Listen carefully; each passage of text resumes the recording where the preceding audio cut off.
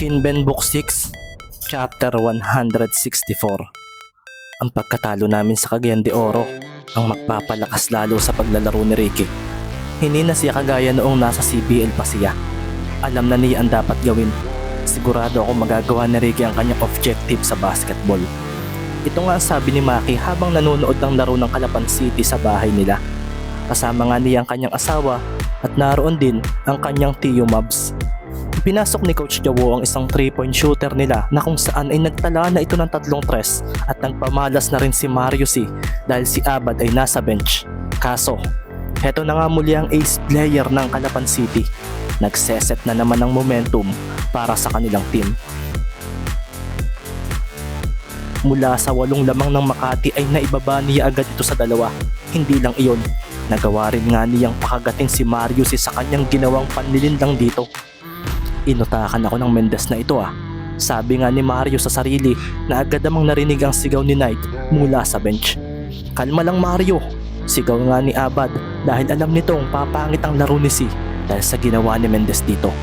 Sa pagdating nga ni Guevara sa side nila ay heto na naman nga si Mendez na nakatayo lang sa kanyang harapan. Nag-aabang lang ito at ito ay ang nagpaseryoso kay Quintos kung kaya agad siyang pumunta roon para sa screen. Si Marcelo naman ay sinusubukan na namang tumakas kay Semeron, kaso binigit-git na siya nito. Hindi ka na makakawala ngayon. Sabi nga ni Semeron na parang tinatakot pa ang kanyang katapatan. Asa ka, puro ka lang yabang. Banat naman ni Marcelo. Di subukan mo.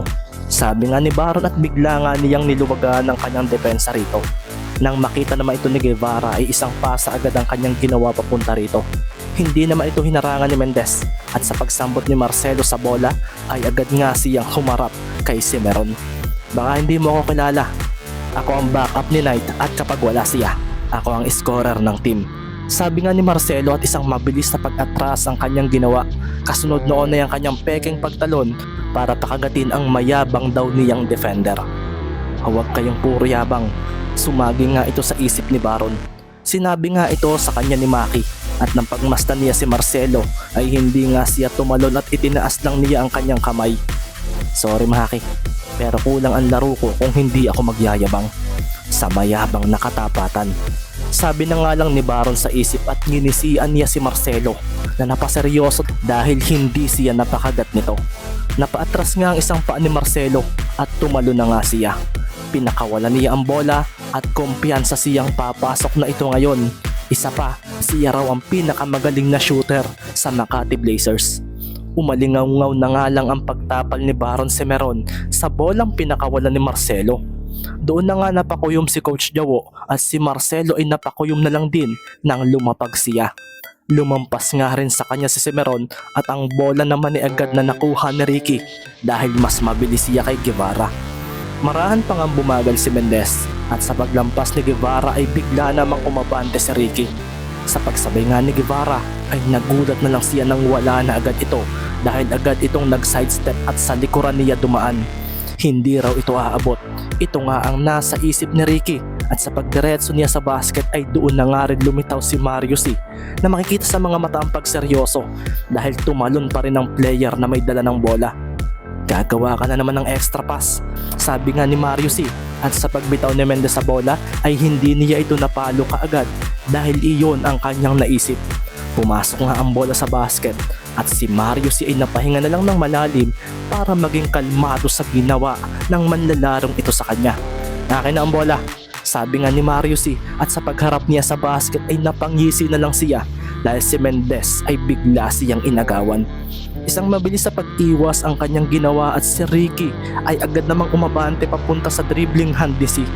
Dito naman mabilis na lumayo si Mario at ipinasa ang bola kay Guevara. Kalma lang, sabi nga ni Mario sa isip at nang harangan ni Dison si Guevara ay binigla nga niya ng takbo si Mendez. Ginamit niya ang kanyang tangkad at sa pagbalik ng bola sa kanya ay agad siyang tumigil sa may 3-point area at tumalon. Dito na nga si Ricky na paseryoso at dahil alam niyang hindi niya ito mabubutaan ay bigla na lang siyang tumakbo para lampasan ito. Pinakawalan ni Mario si ang bola at sa paglapag niya ay napakuyom na lang siya. Inaasahan kasi niyang sasabay si Mendez, kaso hindi iyon nangyari. Ang bola nga ay sumablay at napasigaw siya ng rebound sa kanyang mga kasamahan. Si Quintos nga ay sinandalan agad si Markil habang si Tristan naman ay iniwasan ng box out ni Dakis gamit ang kanyang bilis. Sa pagbabangan ng bola ay sinabayan niya si Quintos sa pagkuha ng rebound. Si Coach Jawo nga ay napakuyom na lang nang makukuha na ni Agoncillo ang bola, kaso nanatili pa ring agresibo si Quintos at hindi niya hinayaang makuha ang rebound mula sa kanya. Nakuha ng Makati ang offensive rebound at sa paglapag ni Quintos ay agad din siyang tumalon at dito na nga siya napakuyom dahil dalawang players ng Kalapan ang sumabay sa kanya, si Lee sa harapan at si Agoncillo mula sa likuran. Kailangan ko ng magaling na sentro at ikaw ang nakikita kong babagay sa pwestong iyon. Sa Makati ka na maglaro at hindi sa Bacolod. Mas malaki ang kikitain mo sa team na ito. Sa team na ito rin mas magiging malakas ka. Sinisiguro ko iyon sa iyo. Naalala nga ni Paul ang alok sa kanya ni Knight Abad nang makita niya ito sa Bacolod noon. Kung hindi siya nito pinasali sa Makati, ay baka hindi niya nabibili ang mga bagay na gusto niya. Baka hindi siya makikilala bilang isang malakas na sentro. Kaya hindi pwedeng magpatalo ako sa mga ito. Sabi nga sa isip ni Quintos at dito na nga niya dinakdakan ng harapan si Markil na kinaseryoso rin ni Agoncillo dahil hindi niya ito nabutaan. Sumilbato pa nga ang referee at natawagan pa nga sila ng foul. At dito na nga rin nagwala ang mga manonood dahil sa paglapag ni Quintos ay itinaas pa nito ang kanyang dalawang bisig at sumigaw ng malakas. Napatingin pa nga siya kay Lee na nakaupo sa sahig sa kanyang harapan at pagkatapos noon ay naglakad na siya papunta sa free throw area. Hindi ko hahayaang matalo ang team na ito ng isang bagong team sa Maharlika na gaya ninyo. Mahinang wika pa nga ni Quintos na tumayo na sa may free throw area. Pinakawalan na nga ni Quintos ang bola at nagdilim ang paningin niya nang magminti siya. Alam niya sa kanyang sarili na mahina siya sa free throw. Pero mula sa ilalim ng basket ay laking gulat na lang ni Mark at Tristan nang ang mga kamay ni Dakis ang kumuha sa bola sa ere. Gamit ang kanyang kanang kamay ay doon na nga rin niya ito idinakdak sa basket. Nagdidilim din ang paningin ni Dakis. Rebound, blocks at depensa sa basket. Ako ang bahala. Tayo rin palagi ang magkakampyon.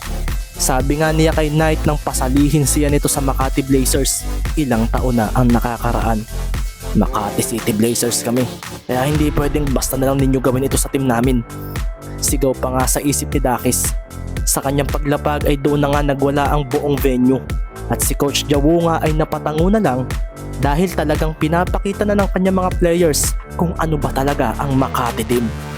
Talo kami sa rebound sa dalawang possession na iyon. Sabi naman ni Ricky sa isip at sa pagsambot niya sa bola ay agad siyang umatras dahil sina Marcelo at Guevara ay nasa kanyang tapat.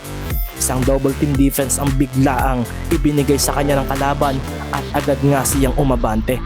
Ginamit niya ang kanyang bilis at sa paglampas niya sa pagitan ng dalawa ay nagulat na lang siya nang may matigas na bagay ang biglang tumama sa kanyang binti.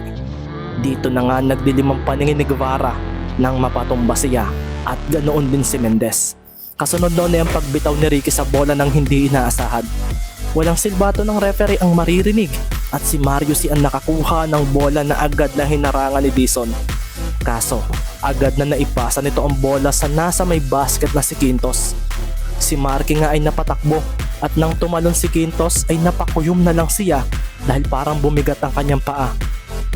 Hinayaan na lang niyang dumakdak si Quintos at doon na nga lalong nagwala ang mga manonood dahil muli na naman nga silang nakapuntos. 50-44 nga ang naging score at si Ricky nga ay napaseryoso na lang na napatingin kay Guevara na basta na lang siya iniwanan. Marahan niyang napahaplos si Ricky sa kanyang kanang lulod at hinaplos ito. Tinakid ba niya ako o aksidente lang dahil sa mabilis kong galaw? Tanong na nga lang ni Ricky at dito na nga rin tumawag ng timeout si Coach Isaiah dahil hindi na niya nagugustuhan ang ginagawa ng kalaban. Wala si Abad pero heto nga at lamang na muli ng 6 na puntos ang Makati. Sa ganitong pagkakataon, ibabalik ko na uli si Knight at magpapapasok pa ako ng isa pang scorer para magpatuloy na ang magandang momentum ng laro namin. Sabi naman ni Coach Jawo sa sarili na napatingin sa backup power forward niyang nakatingin lang sa loob ng court. Lard, magpahinga ka muna. Oras na siguro para si Dennis naman ang maglaro. Wika nga ni Coach Jawo na napasulya pa sa bench ng Calapan City. Ano raw kaya ang gagawin ng mga ito? Paano raw mapipigilan ng mga ito ang malakas na opensa na gagawin ng kanyang koponan?